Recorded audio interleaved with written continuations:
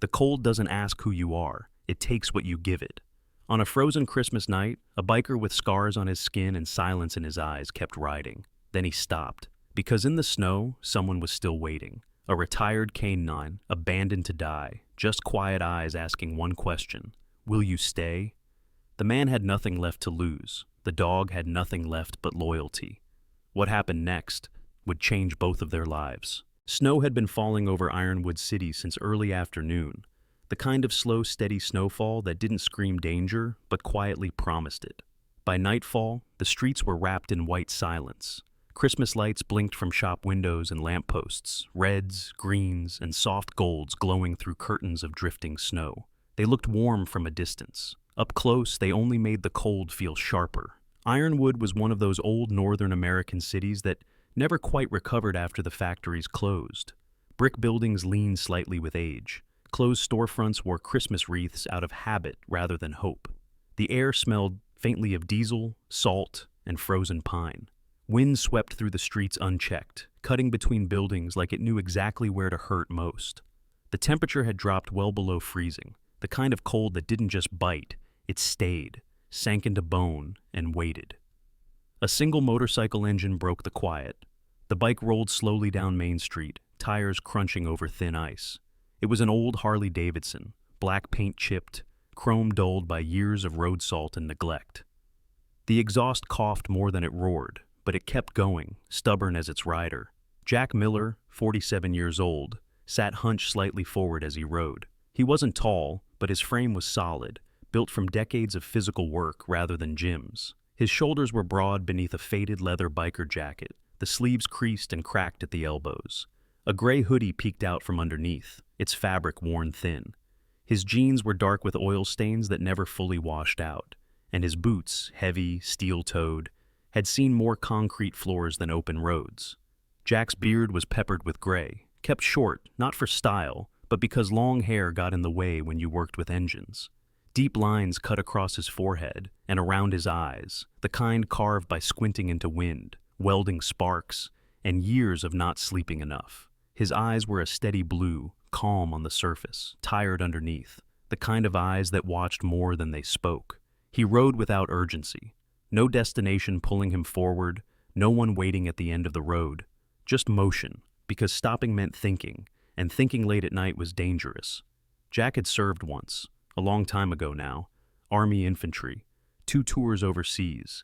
He didn't talk about it, not because he couldn't remember, but because he remembered too well. When he came home, the world had moved on without him. Jobs were scarce. People wanted smiles, not silence. So he took what work he could: mechanic, delivery driver, night shifts fixing things nobody else wanted to touch. He lived in a converted garage on the edge of town, barely insulated, cheap enough that no one asked questions. It wasn't much, but it had 4 walls and a door that locked. Tonight, Jack had finished a late repair job and was heading back, snow thickening, with every mile. Christmas Eve. The radio stations were full of cheerful songs he didn't bother turning on. As he left downtown, the decorations thinned out.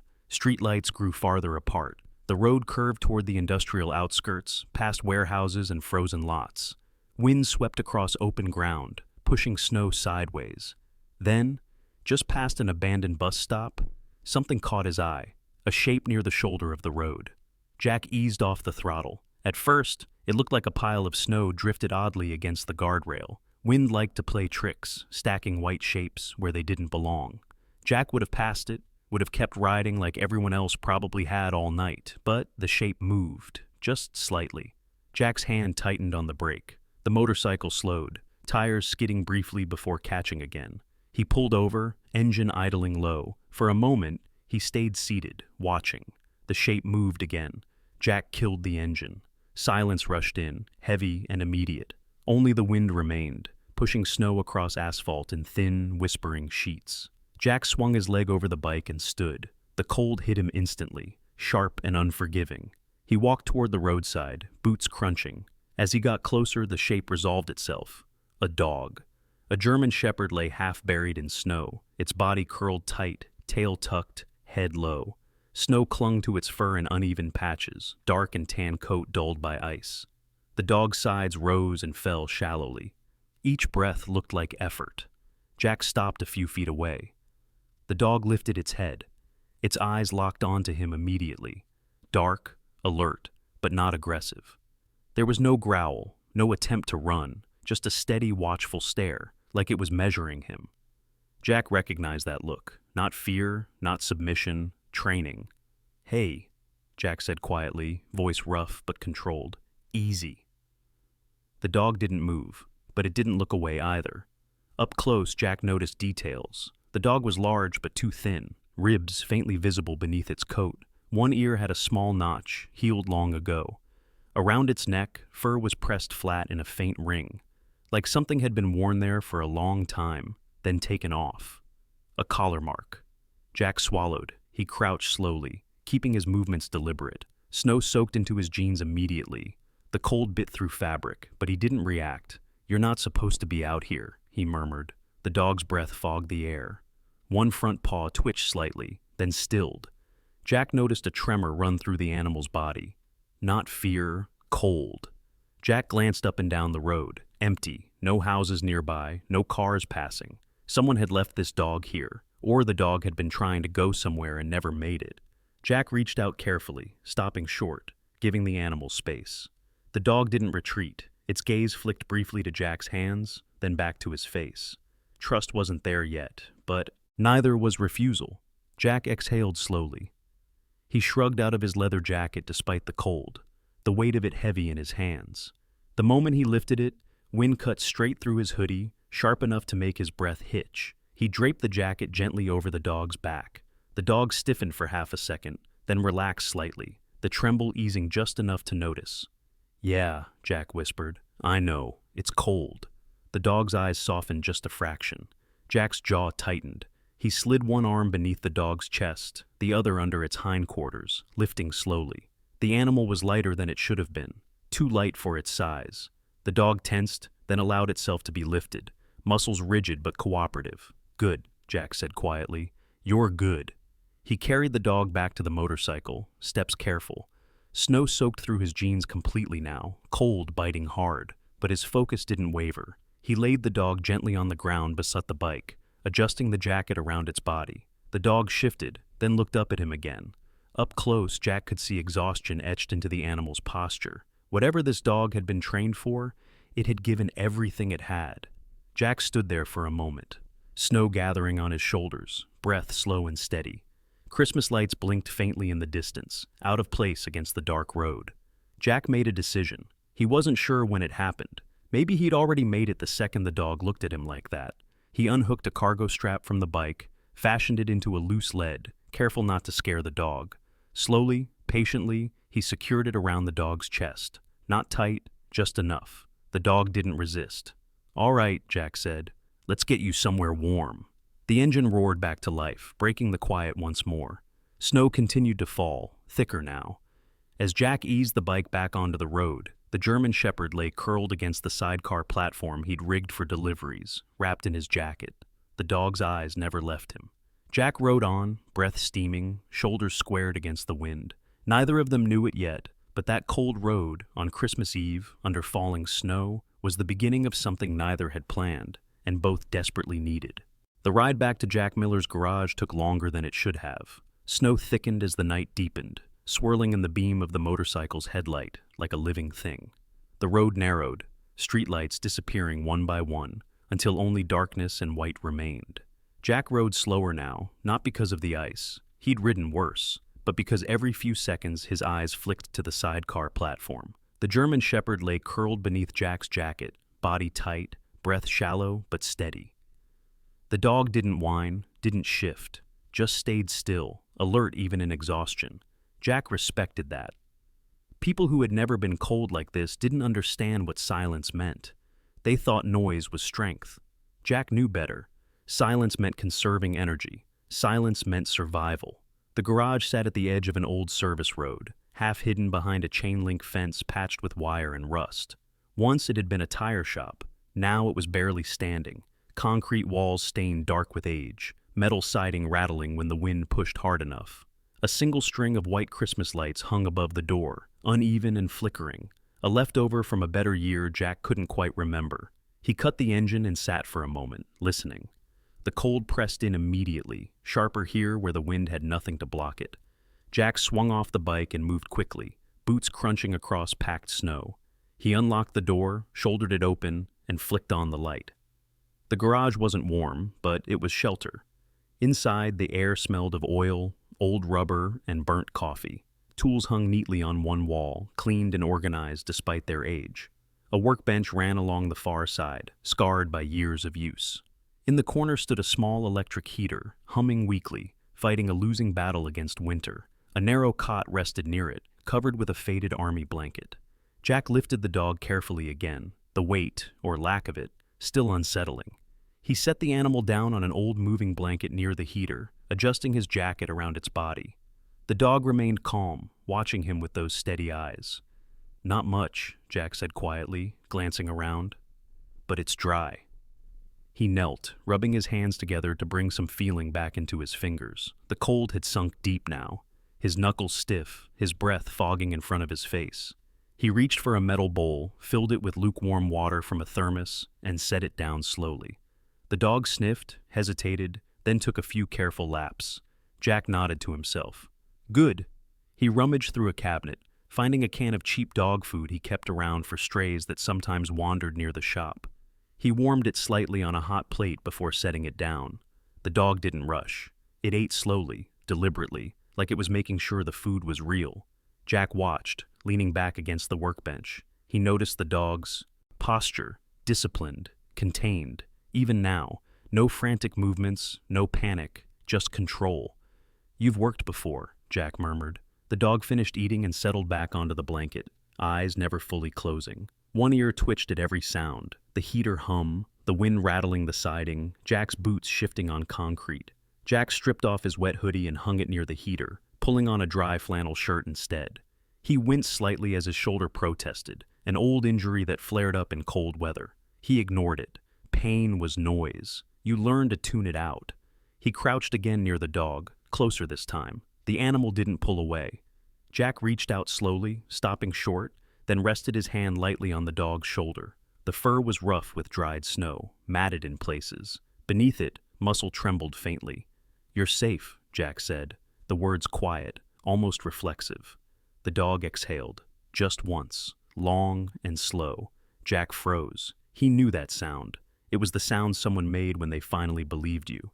He stayed there for a long moment, hands steady, breathing slow, letting the heater's weak warmth creep into the space between them. Outside, wind howled against the metal siding, sharp and unforgiving. Inside, the noise softened, filtered, manageable.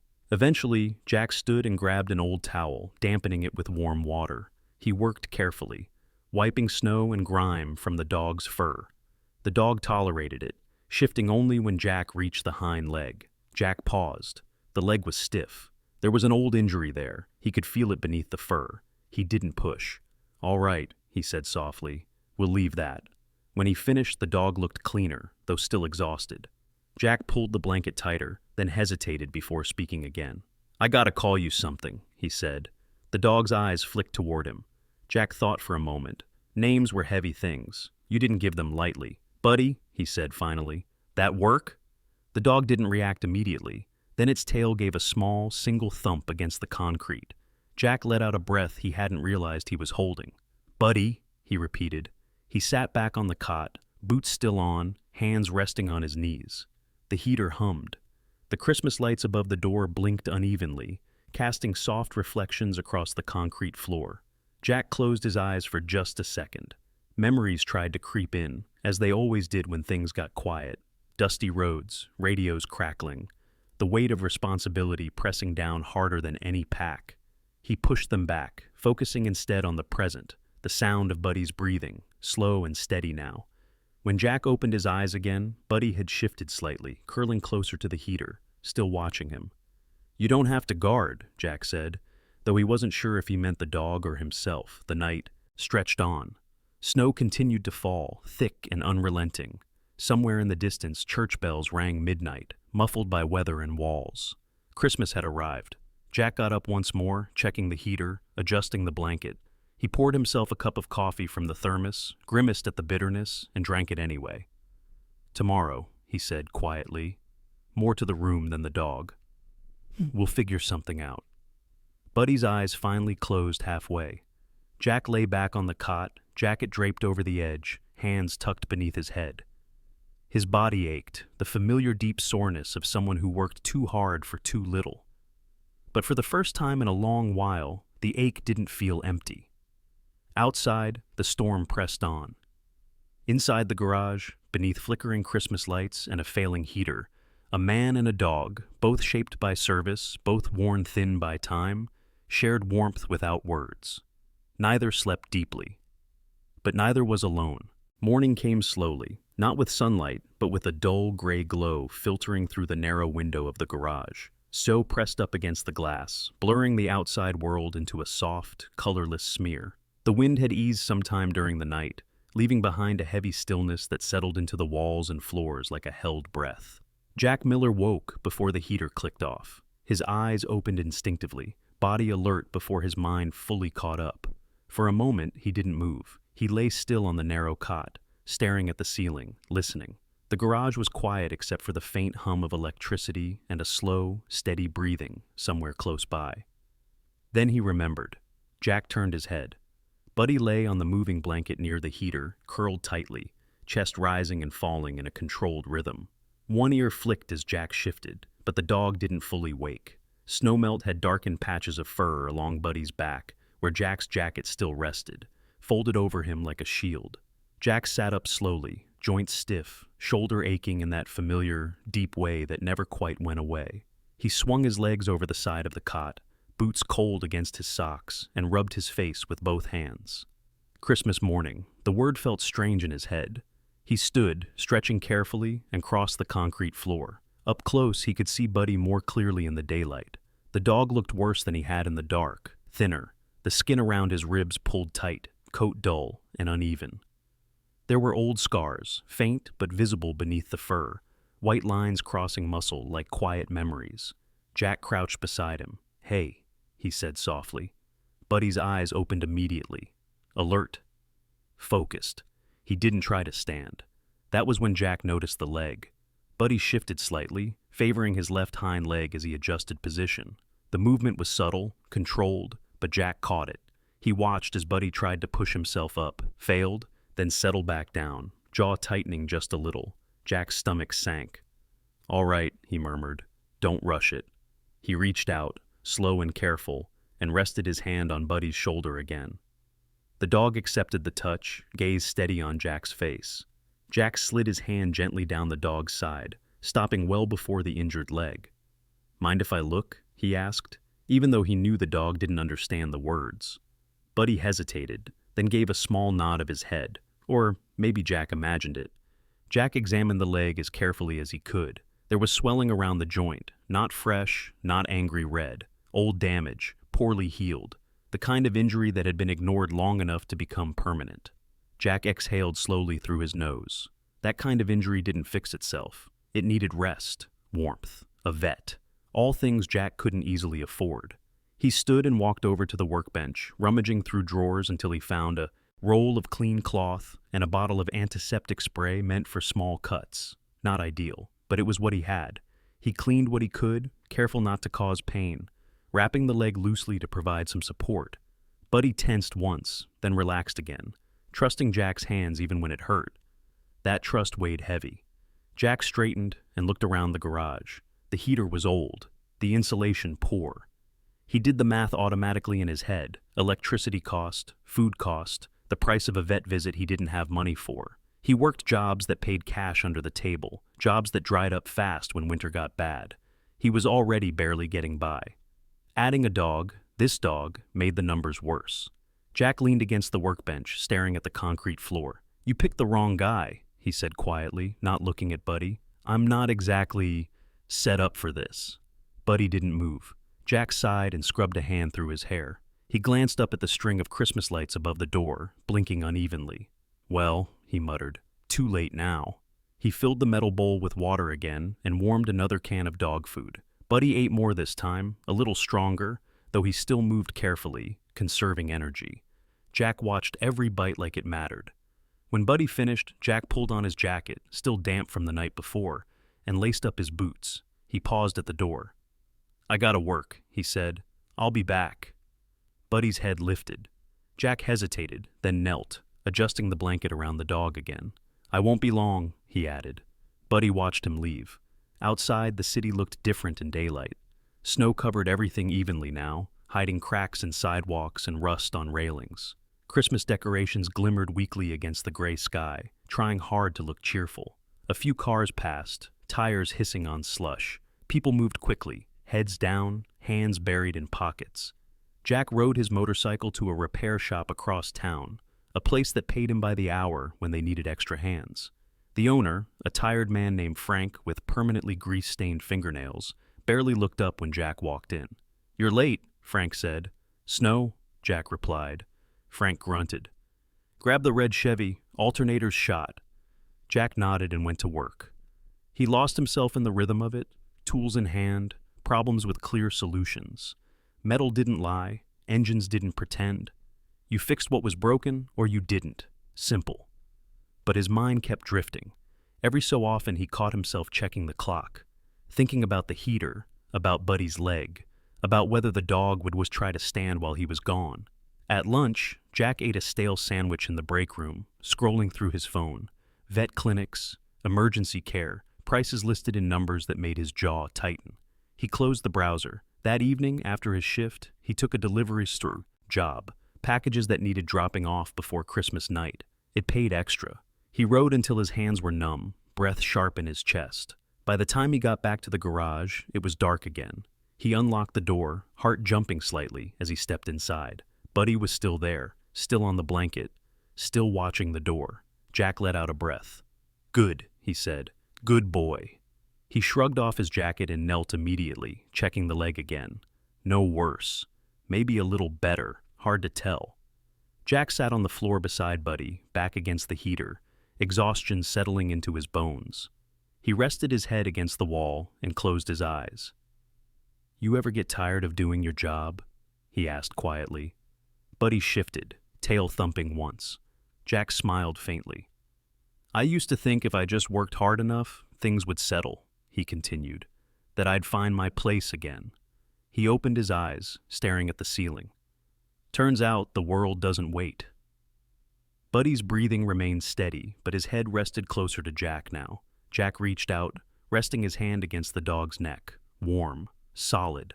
"I don't know what they trained you for," Jack said, "but whatever it was, you did it." The word surprised him. He stayed there a long time, listening to the heater hum and the faint sounds of the city outside. Snow tapped softly against the window. Somewhere far away, a car radio played a Christmas song, muffled and distant. That night, Jack slept on the floor beside Buddy, not because the cot wasn't there, because it felt right. When he woke again hours later, Buddy's head rested near his shoulder. The dog's eyes were closed fully this time, deep sleep. Jack didn't move. He lay there, staring at the faint glow of Christmas lights on the wall, feeling something unfamiliar settle in his chest. Responsibility. Not the heavy, crushing kind he remembered from war. This was quieter, fragile, but real. Outside, snow continued to fall. Inside the garage, two worn souls rested, bound not by obligation, but by the simple act of staying. Winter tightened its grip. The cold didn't arrive all at once. It pressed in slowly, day by day, lowering the temperature just enough to make everything harder. Water froze faster. Metal burned bare skin. Sleep came shallow and restless. Snow no longer felt temporary. It felt permanent. Ironwood City disappeared beneath it. By the third night after Christmas, the garage felt smaller. The heater struggled harder, clicking on and off with uneven timing. Jack Miller learned to wake up at the sound of silence. The moment when the heater stopped, and the cold rushed back in like a tide. He'd roll off the cot or the floor, pull on boots with stiff fingers, and tap the heater until it sputtered back to life. Each time, Buddy lifted his head, eyes tracking Jack's movements until the hum returned. Only then would the dog rest again. Jack noticed that. Buddy noticed everything. That morning, Jack woke with a dull ache behind his eyes and a tightness in his chest that hadn't been there before. He sat up slowly, breath shallow, listening to his own lungs work harder than they should have. The garage was dim, the single bulb flickering as the heater pulled power. Buddy lay near the door now, positioned between the entrance and Jack's sleeping area. The dog wasn't asleep. He was alert, ears angled forward, body still. "You don't have to do that," Jack said hoarsely. Buddy didn't move. Jack coughed once, sharp and dry. He pressed a hand to his ribs, waited for the tightness to ease. It didn't. He shrugged into his jacket anyway. There were bills to pay, food to buy, dog food now, too. He checked Buddy's leg again before leaving. Still swollen, but stable. The wrap held. The dog accepted Jack's hands without hesitation, gaze steady. "I'll be back," Jack said. Buddy watched the door close. Outside, the cold hit harder than Jack expected. The wind had shifted overnight, cutting straight through layers like they weren't there. Jack mounted the bike, breath fogging thickly inside his helmet. The engine protested, then turned over. The city looked brittle. Ice glazed the roads. Snowbanks had hardened into uneven walls. Christmas decorations still hung in windows, but the cheer had faded into obligation. Lights blinked against frost-covered glass, tired and out of place. Jack worked all day. A double shift at the repair shop. Tires, batteries, engines that refused to start in the cold. Customers were impatient, voices sharp with stress and holiday pressure. Jack kept his head down and his mouth shut. He worked until his hands ached and his shoulder burned with every lift. At lunch, he skipped eating, bought an extra can of dog food instead.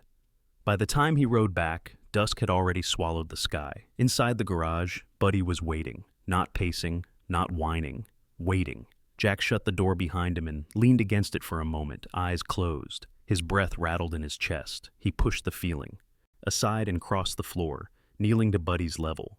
"Hey," he said softly. Buddy's tail thumped once.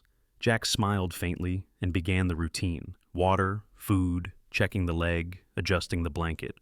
Buddy ate, slower than before, then settled back down. Jack sank onto the cot, boots still on. He stared at the ceiling, watching his breath fog faintly in the cold air. That night, the temperature dropped further. Sometime after midnight, the heater failed. Jack woke to Buddy's nose pressed against his hand. Not rough, not panicked, insistent. Jack opened his eyes, confused, then felt it. The cold had returned, sharp and immediate. His breath came out in short bursts. His fingers were numb. He pushed himself up, joints stiff, and crossed the floor toward the heater. It sat silent, dark. Jack knelt and tapped at the casing, then checked the plug. Nothing. He tried the breaker. Still nothing. "Damn it," he muttered, voice weak. The cold settled fast, aggressive now without resistance. Jack stood there longer than he should have, thinking, calculating options that didn't exist. The heater was old. Repairs meant money. Money he didn't have. Jack turned back toward Buddy. The dog had moved closer to the cot, body positioned along Jack's sleeping space, watching him carefully. Snow rattled against the metal siding, louder now, as the wind picked up. Jack swallowed. "All right," he said. "We'll make it work." He grabbed every spare blanket he owned, piling them near the cot. He pulled Buddy closer, not dragging, just inviting. The dog hesitated only a second before shifting, pressing his body along Jack's side. The warmth was immediate. Jack exhaled, slow and careful. He wrapped one arm loosely over Buddy's back, more for balance than restraint. Buddy stayed still, breathing deep and steady. Outside, the storm howled. The wind slammed against the garage walls, rattling loose panels. Snow found its way through every crack. Jack's cough returned, sharper now. He tried to suppress it, not wanting to disturb Buddy. Buddy lifted his head. "I'm fine," Jack whispered, though he wasn't sure who he was trying to convince. Hours passed like that. Jack drifted in and out of shallow sleep, waking every time the wind shifted or the cold crept too close. Each time, Buddy was there, pressed against him, a steady, living barrier against the night. At some point, Jack realized something. Buddy wasn't just sharing warmth. He was guarding. Every time a gust hit the door, Buddy's ears twitched. When a branch scraped against the siding, Buddy's head lifted. He stayed positioned between Jack and the entrance, body tense but controlled, like a soldier on watch. Jack's chest tightened. "You never stop, do you?" he murmured. Buddy's tail thumped once. By morning, the storm had eased, but the cold lingered. Jack woke with a fever. His head pounded. His throat burned. When he tried to sit up, the room tilted briefly before settling again. He stayed still, breathing carefully, letting the dizziness pass.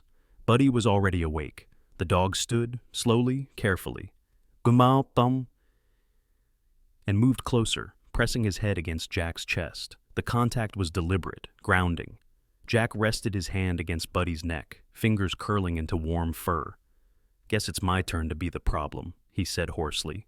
He tried to stand and failed, sinking back onto the cot. His body felt heavy, uncooperative, the kind of exhaustion that went beyond sleep. Jack closed his eyes. He didn't remember falling asleep again. When he woke later, the light had changed. Gray afternoon filtered through the window. His mouth was dry. His head still throbbed. Buddy hadn't moved. The dog lay beside him, body aligned with Jack's, breathing slow and deep. One paw rested lightly against Jack's arm, anchoring him there. Jack stared at the ceiling. He thought about all the nights he'd spent alone since coming home from war. The nights when silence pressed too hard, when memories crept in unchecked. He'd told himself solitude was safer. He was starting to think he'd been wrong. Jack shifted, wincing as his shoulder protested. He reached for the water bottle near the cot and took a careful sip. "We're gonna need help," he said quietly. Buddy lifted his head, ears forward. "Not today," Jack added, "but soon." The idea scared him more than the cold, letting people in, admitting need. He'd spent years avoiding that. But Buddy hadn't avoided him. The realization sat heavy in Jack's chest. As evening approached, the temperature dipped again. Jack managed to stand this time, slowly, bracing himself against the workbench. He relayered blankets, moved Buddy closer to the center of the space, blocked drafts with old rags and cardboard. Buddy watched every move. When Jack nearly lost his balance, Buddy stepped forward instinctively, body steady, offering support without pushing. Jack laughed once, breathless and surprised. "Guess you're working again," he said. Buddy's tail wagged slightly. That night, the heater remained silent, but the cold didn't feel as sharp. Jack lay back down, wrapped in layers, Buddy pressed solidly against his side. The storm outside quieted, leaving only the soft fall of snow and the distant hum of the city. Jack stared at the flickering Christmas lights above the door. For the first time since winter began, he wasn't afraid of the night. He closed his eyes. Buddy stayed awake a while longer. Jack Miller drifted in and out of consciousness. Time had lost its shape. The garage no longer felt like a place with corners and edges. It felt like a single, heavy breath pressing down on him. Heat came and went in waves. One moment he was sweating beneath layers of blankets. The next he was shivering hard enough to make his teeth ache. The fever had settled in deep. His thoughts slipped, tangled. Images surfaced without warning. Desert roads, cracked radios, the smell of hot metal and dust, then faded again into darkness. He tried to focus on the present, on the familiar hum of the heater, but there was no hum. Only wind, only cold. Buddy knew before Jack did. The dog had been awake for hours, long before Jack's breathing changed. He sensed it in the uneven rhythm, the way Jack's chest rose too fast, too shallow. He lifted his head and studied the man beside him, ears angled forward, eyes sharp despite exhaustion. Jack shifted restlessly, muttering something Buddy couldn't understand. The air inside the garage felt wrong. Buddy stood carefully, favoring his injured leg but refusing to stay still. He nudged Jack's arm with his nose. No response. He nudged again, firmer this time. Jack groaned, barely audible. Buddy's tail stiffened. This was not sleep. Buddy moved with purpose now. He circled the cot, nose working, assessing. Jack's skin was hot, too hot. The scent of illness clung to him, sharp, unfamiliar, dangerous. Buddy had been trained for this once, long ago. Different setting, same signals. Something was wrong. Buddy backed away and scanned the garage. The heater sat silent, useless. The door rattled slightly as wind pushed against it. Outside, snow continued to fall, thick and quiet, muffling the world. Jack wasn't getting up. Buddy's breathing quickened. He stepped closer again, pressing his head against Jack's chest, then pulling back, watching for a reaction. Nothing. Buddy made a decision. He turned and limped toward the far wall, where an old metal box was mounted near the breaker panel. Jack had noticed it once, months ago, but never touched it. A leftover alarm system from when the garage had still been a business. Most of it no longer worked, but Buddy didn't know that. He only knew it was loud. Buddy rose onto his hind legs as best he could and struck the box with his paw. Nothing happened. He struck it again, harder this time. Pain shot through his injured leg, but he ignored it. On the third udar, the panel sparked briefly. Then the sound exploded into the night. A shrill, piercing alarm cut through the storm. echoing down the empty service road. It was old, uneven, but loud enough to carry. The noise bounced off metal siding and concrete, slicing through the quiet winter air. Buddy froze for a split second, startled by the sound. Then he barked. Once, twice, loud, urgent. He turned back toward Jack, barking again, then back toward the door. His movements were sharp, focused. This was no random panic. This was a call. Outside, lights flickered on in the distance. Across the service road, in a small house half hidden by snowbanks, a man sat up in bed. Tom Riley, 62, retired warehouse supervisor, rubbed his eyes and frowned. He'd lived near that old garage for years. It was usually quiet. Too quiet. The alarm wailed again. Tom swung his legs out of bed, pulling on a sweater as he moved toward the window. Snow fell steadily, glowing under the streetlight, and there, through the white haze, he saw the faint blinking of Christmas lights above the garage door. And a dog. Tom grabbed his coat. By the time he reached the garage, his breath came out in thick clouds. He knocked hard on the door, then tried the handle. It opened easily. "Hello?" he called. The alarm screamed overhead. Inside, the smell hit him first. Cold metal, oil, and something else. Fever. Sweat. "Hey!" Tom shouted. Buddy stood near the cot, barking sharply now, tail stiff, eyes fixed on the man. Tom followed the dog's gaze and saw Jack. The biker lay unmoving, face flushed, skin slick with sweat despite the cold. His breathing was shallow, uneven. "Oh, hell," Tom muttered. He rushed forward, kneeling beside Jack. He pressed 2 fingers to Jack's neck, searching for a pulse. It was there, fast. "Buddy, huh?" Tom said, glancing at the dog. "Good job, boy."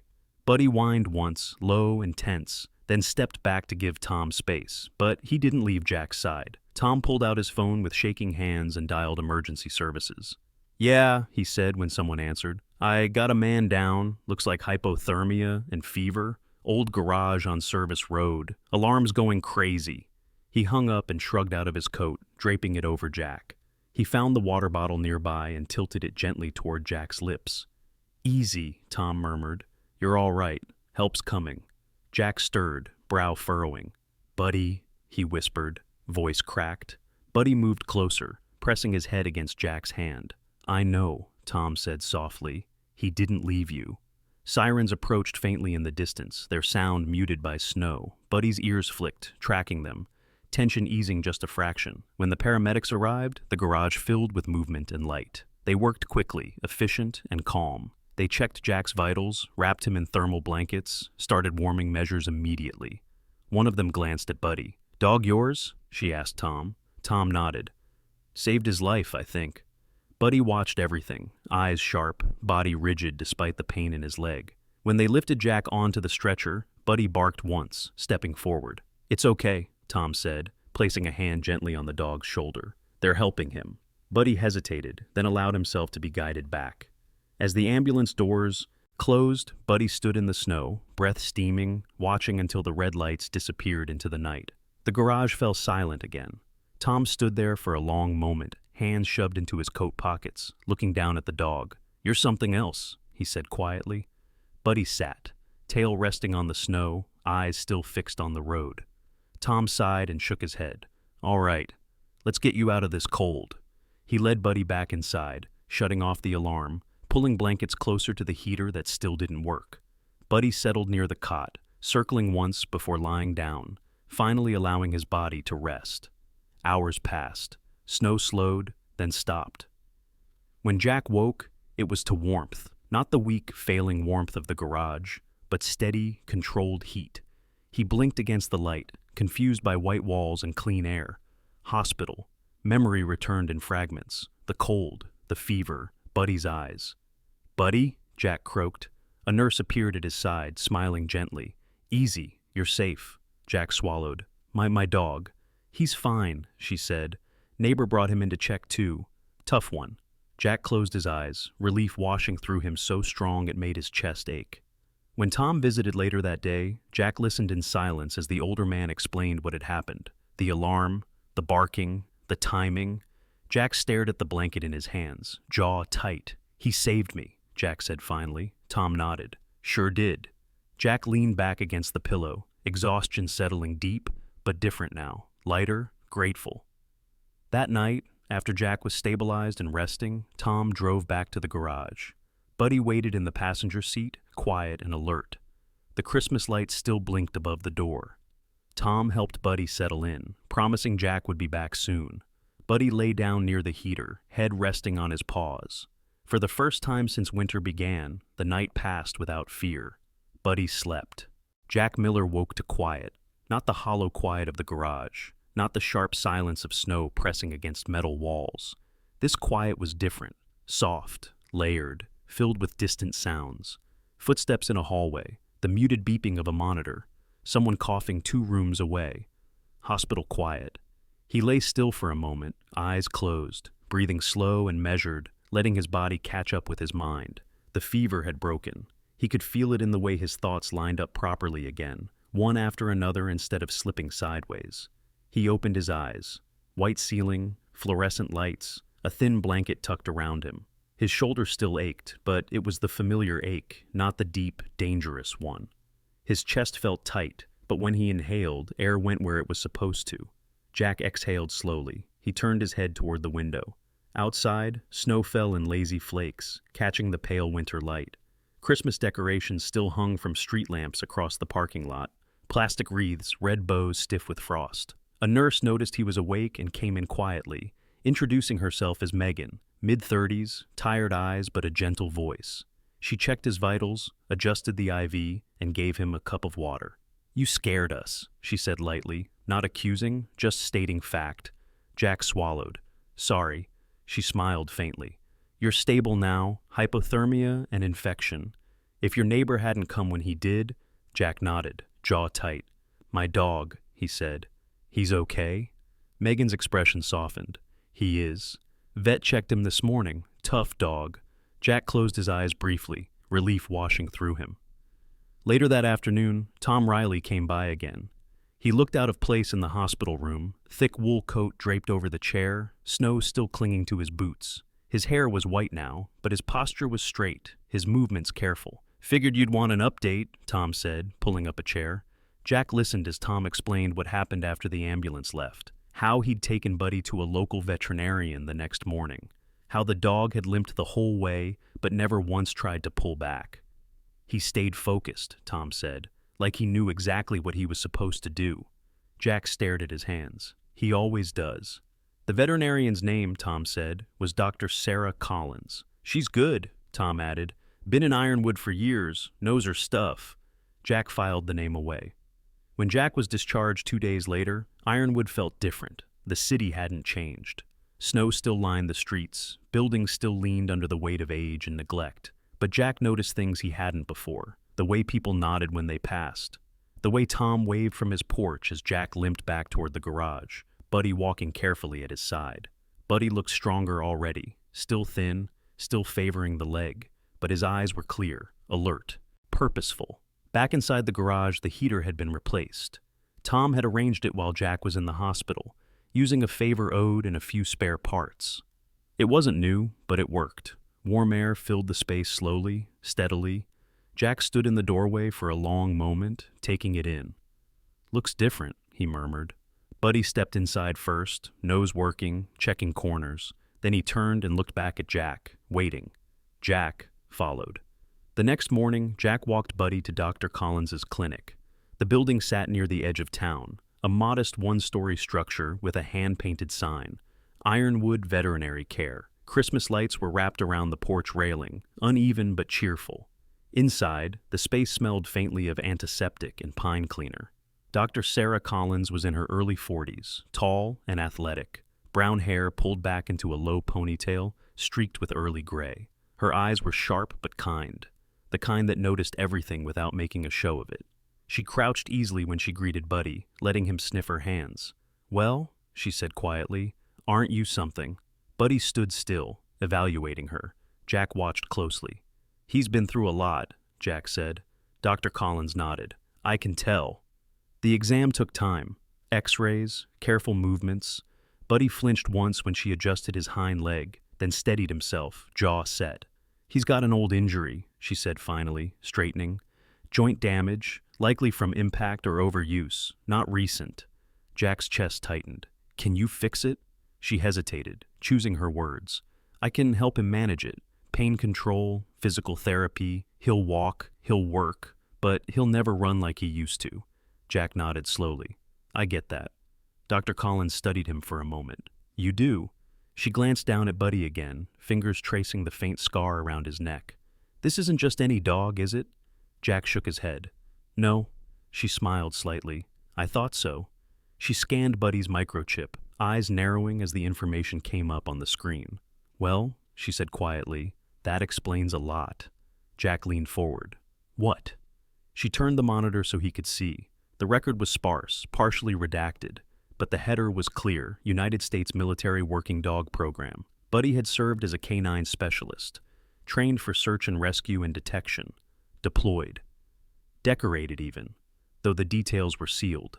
Dr. Collins exhaled softly. Looks like he was discharged due to injury. Records end abruptly. Jack swallowed hard. They don't usually just leave them, he said. No, she agreed. They don't. She looked back at Buddy, who stood quietly beside Jack, posture disciplined, eyes calm. He saved your life, she said. Jack nodded once. Yeah. Dr. Collins leaned back against the counter. Listen, I run a small program. Here, we work with retired working dogs, canines, service animals. Some of them need handlers, others just need structure. Jack felt something shift in his chest. I don't have money, he said immediately. She waved a hand. I didn't ask for it. She met his eyes. What I need is someone who understands dogs like him, someone who doesn't flinch when things get hard. Jack was quiet for a long moment. I fix engines, he said finally. I ride a motorcycle. I'm not exactly... What? She interrupted gently. Polished? Jack huffed a short laugh. Something like that. Dr. Collins smiled. You and Buddy have that in common. She told him about the work, light maintenance around the clinic, helping transport animals, assisting with retired canines who needed familiar routines and calm handling. Paid, modest, but steady. Jack felt the weight of it settle in, a door opening. He glanced down at Buddy. Buddy looked back, tail giving a small, steady wag. I can try, Jack said. Dr. Collins nodded. That's all I ask. The weeks that followed were slow but steady. Jack split his time between the repair shop and the clinic. His days were long, his hands always sore, but the work felt different, purposeful. He learned how to guide Buddy through exercises that strengthened the injured leg without pushing it too far. Buddy learned the new routines quickly, adapting with the quiet discipline Jack recognized too well. They worked together. At night, they returned to the garage, where warmth now held steady. Jack cooked simple meals. Buddy slept nearby, always positioned where he could see the door.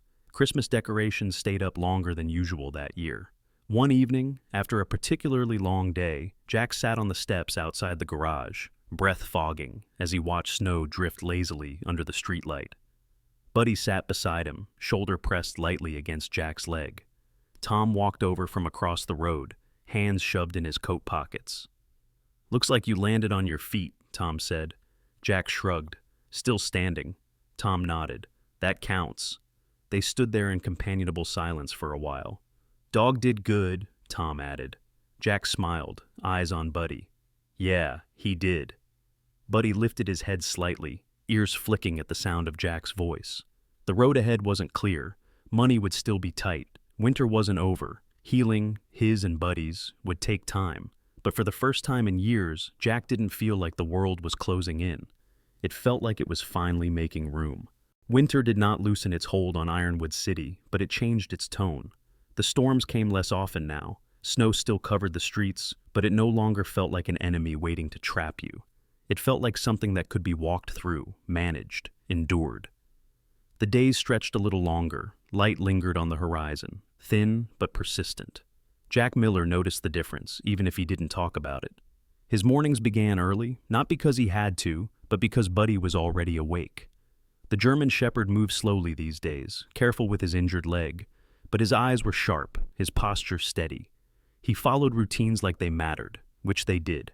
Jack brewed coffee on the hot plate in the garage, the smell cutting through oil and metal. Buddy waited patiently by the door, sitting straight despite the stiffness in his joints, watching Jack like he was awaiting instructions. "All right," Jack would say, grabbing his jacket. "Let's go."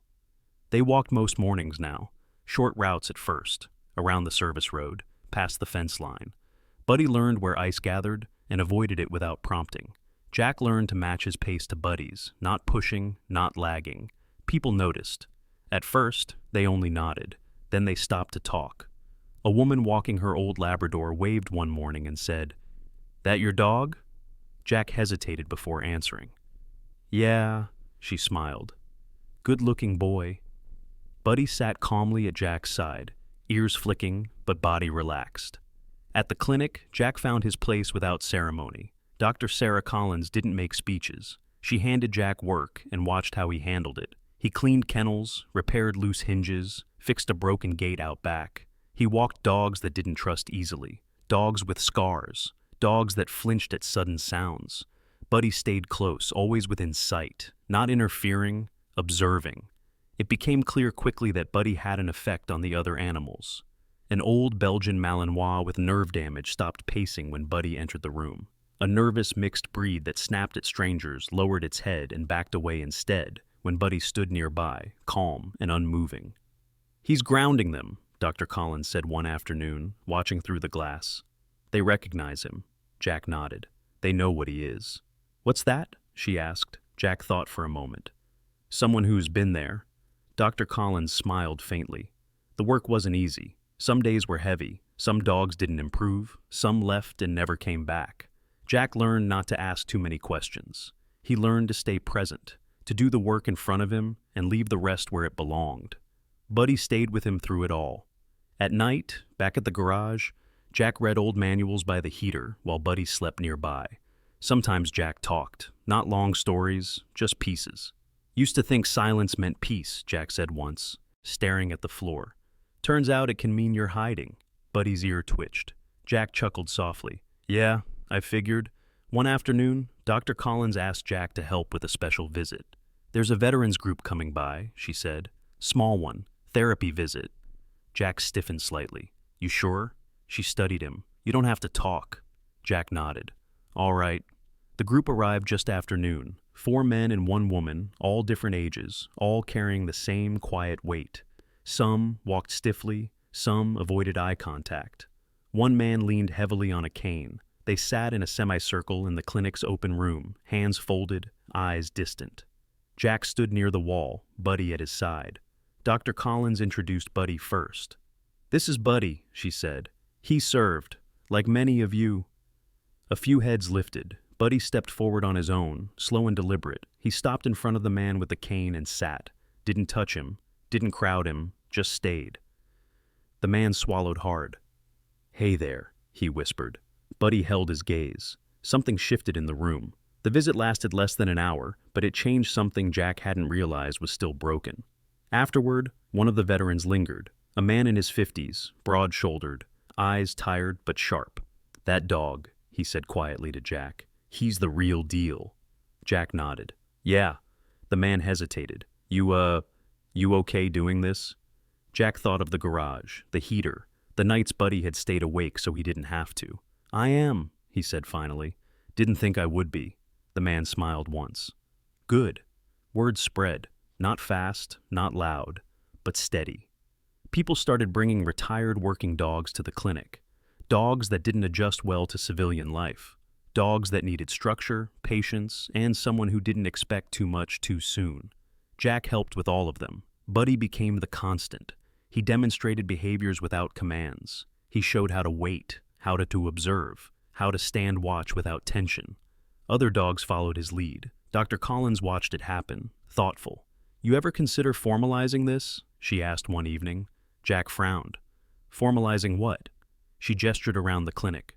"This, you and Buddy, working with retired canines." Jack shifted his weight. "I'm not qualified." She raised an eyebrow. "Neither were half the handlers who trained them. They learned." Jack didn't answer.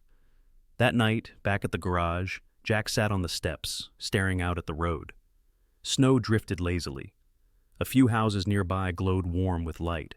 Buddy sat beside him. "You hear that?" Jack said quietly. Buddy's ears flicked. People keep thinking I know what I'm doing. Buddy leaned closer. Jack laughed softly. Yeah, I know, you do. The idea settled slowly, like snow accumulating unnoticed.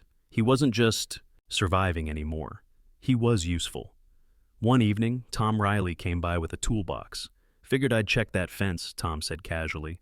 Jack helped him patch the loose section. Buddy supervised, lying nearby, eyes tracking every movement. You've got something here, Tom said finally, leaning on his hammer. Don't sell it short. Jack nodded, throat tight. Later that week, Dr. Collins handed Jack a small stack of papers. Just read them, she said. No pressure. They were outlines, notes, grant information, programs for veteran-led animal rehabilitation. Jack stared at them for a long time that night. Buddy rested his head on Jack's knee. I don't know if I can do this, Jack said quietly.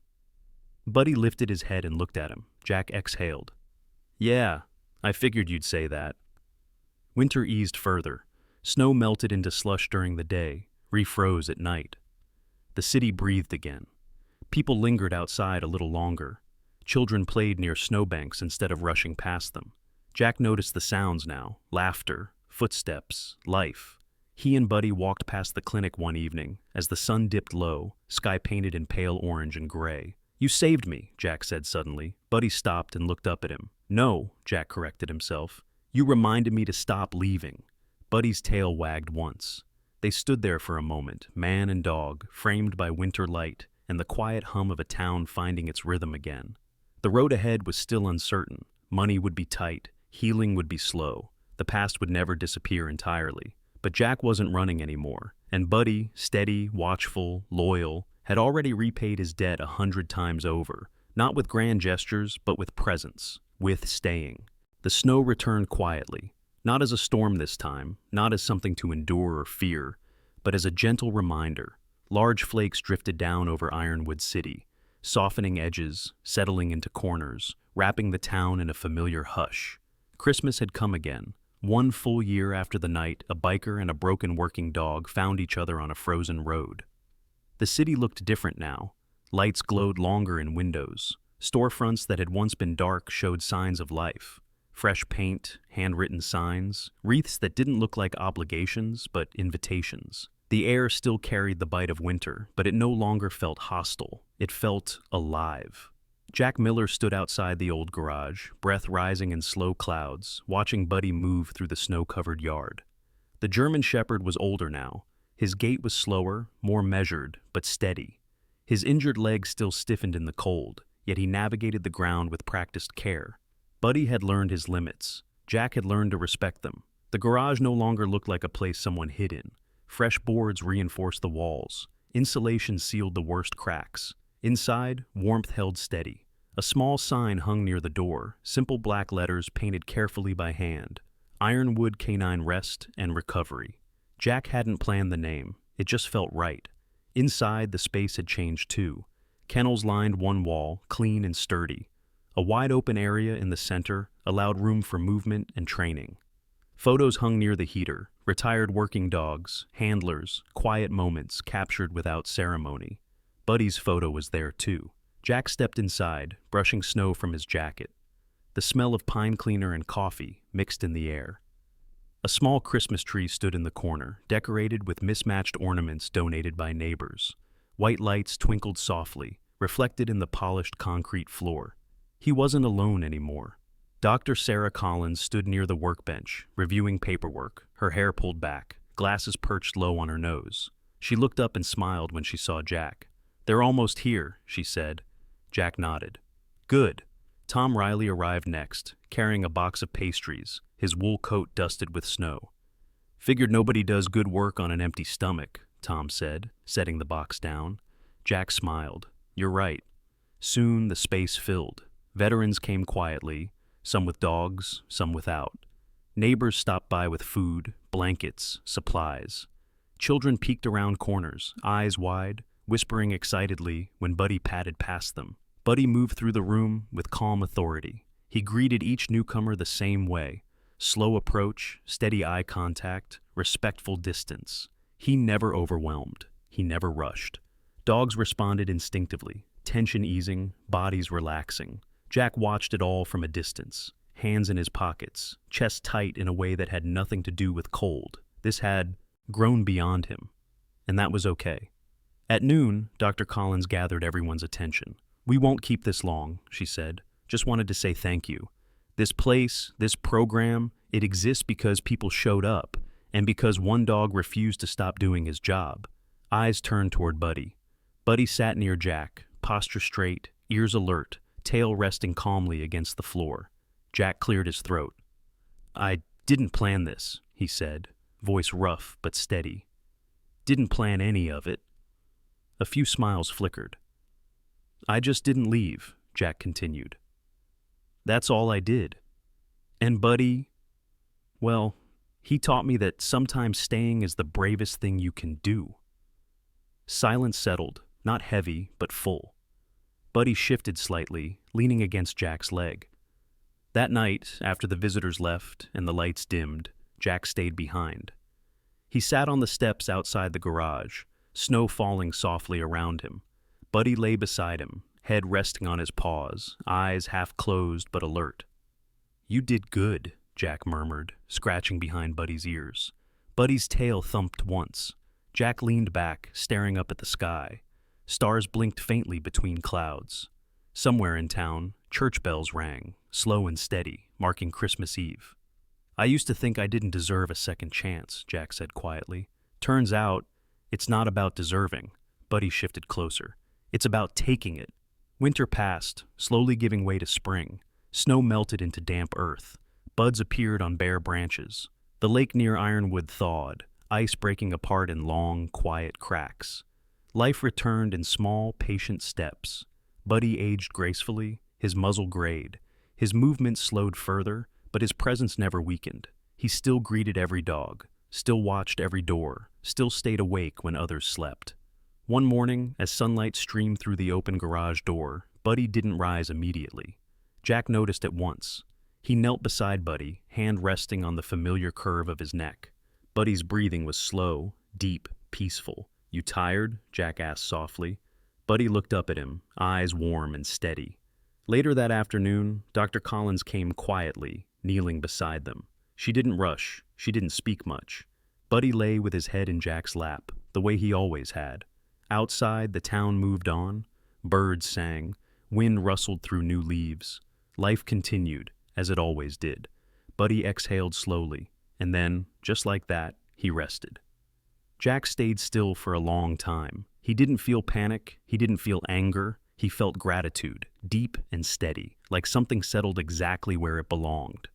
They buried Buddy beneath the old oak near the garage, the one that caught the afternoon light just right. Tom built the marker. Dr. Collins placed flowers. Neighbors stood quietly, hats in hand. The marker read, "Buddy, he stayed, seasons turned. Ironwood canine rest, stall." Recovery continued to grow. More dogs came. More people found their footing there. Jack trained new handlers, repaired equipment, cooked simple meals, listened when listening was needed. He still rode his motorcycle, still worked with his hands, still lived simply, but he no longer lived alone. Every Christmas, Jack lit the tree inside the garage. He left a space beneath it, always empty, always honored. Snow fell gently outside, and in the quiet warmth of a place built on patience, loyalty, and second chances, Jack Miller carried forward the lesson a German shepherd once taught him on a frozen road, that love doesn't arrive loudly, that healing doesn't erase the past, and that sometimes the bravest thing a soul can do is stay. Not every miracle is loud. Some are quiet and easy to miss. God doesn't always change our lives in a moment. Sometimes He places one life in front of us and waits to see if we stay. If this story touched your heart, share it with someone who needs hope tonight. Leave a comment below, subscribe for more stories like this, and may God bless you and everyone you love.